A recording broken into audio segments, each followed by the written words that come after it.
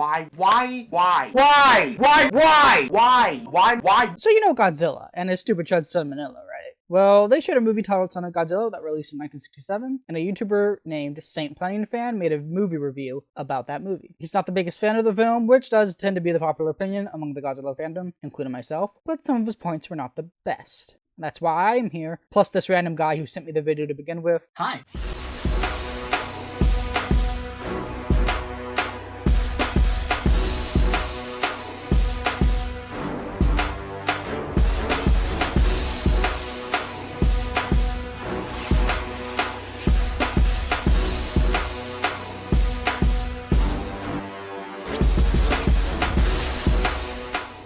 Toho noticed that kids really love Godzilla, because, the Godzilla franchise was intended for adult audiences because it's too scary, too mature.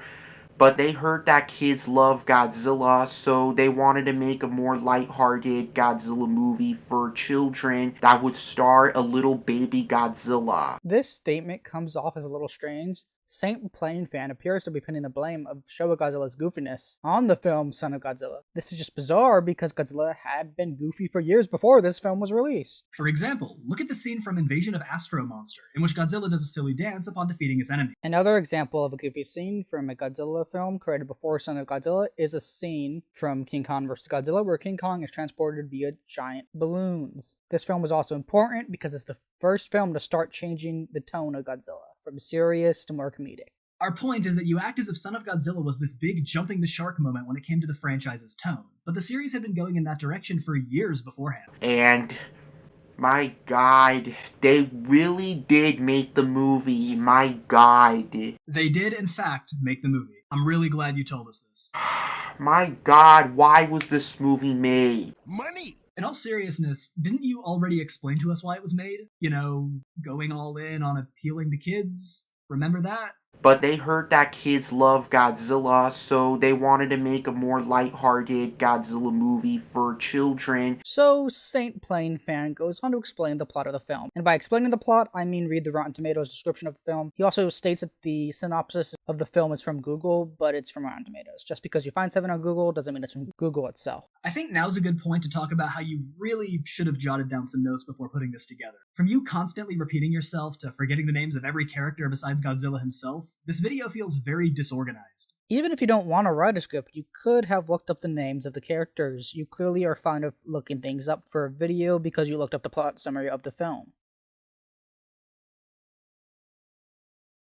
I don't really care. I don't know why this was planned. I mean, why make a Godzilla movie for kids? Why?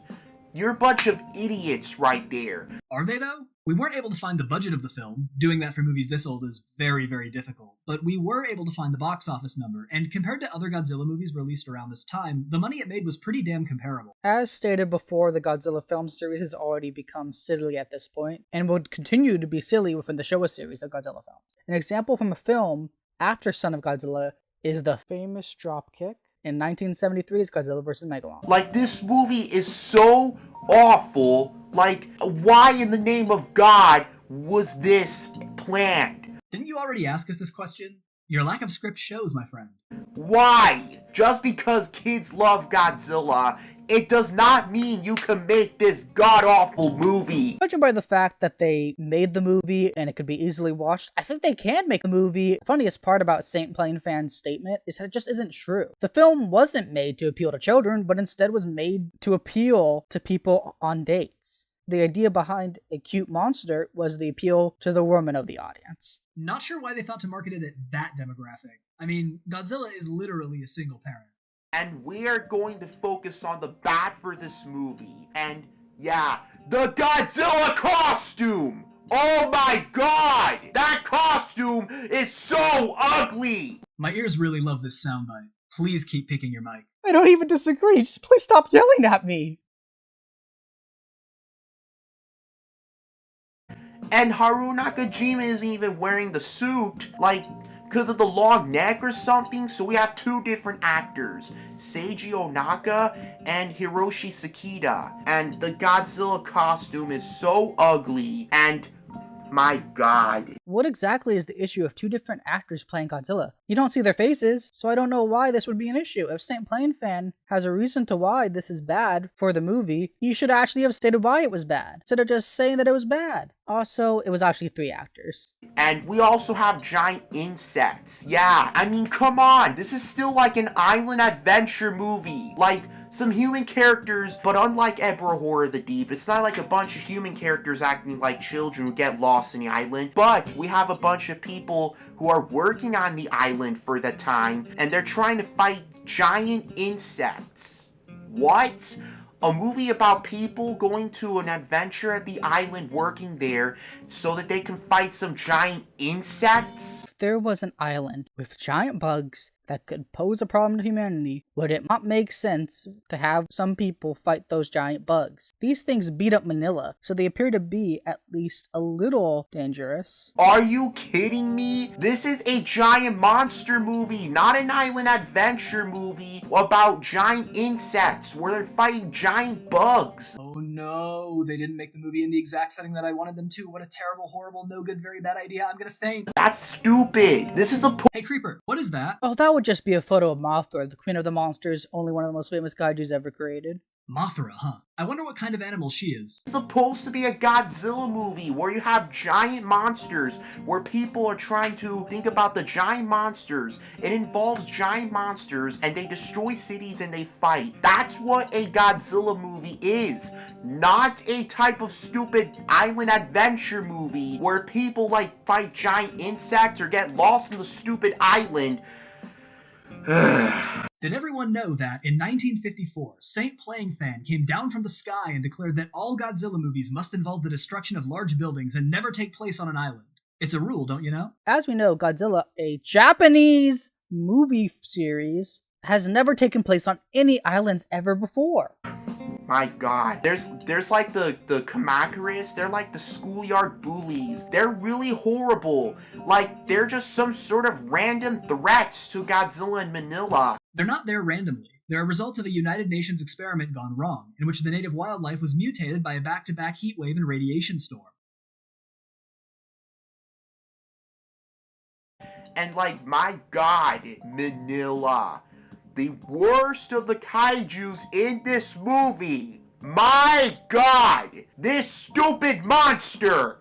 My god, he won't shut up! Doing his stupid doggy! He sounds like a doggy! Just crying! My god! And the costume looks nothing like a stupid little baby Godzilla! Look at him! You mean like almost every single newborn for their respective species of animal? I mean, hell, I didn't look like my dad when I was out of the womb. I still don't. How can a frog become a tadpole? This makes no sense. God, please fix your writing. Not that this even matters, though. Godzilla and Minilla aren't even biologically related. They just kind of found each other on the island one day, so of course they wouldn't look that similar. If human beings can be as genetically diverse as they are, then why can't Godzilla's species?